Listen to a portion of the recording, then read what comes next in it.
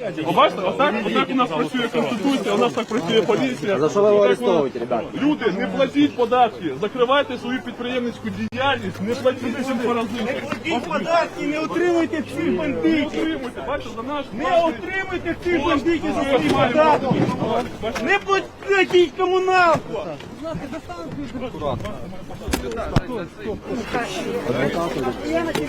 Контролюйте, пацани, стальні. Поверніть мені моє майно. Поверніть Мені моє майно. От ця людина кепки вкрала мій телефон.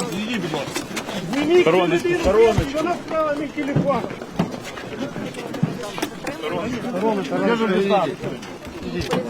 Багато і це не лише Слава Україні!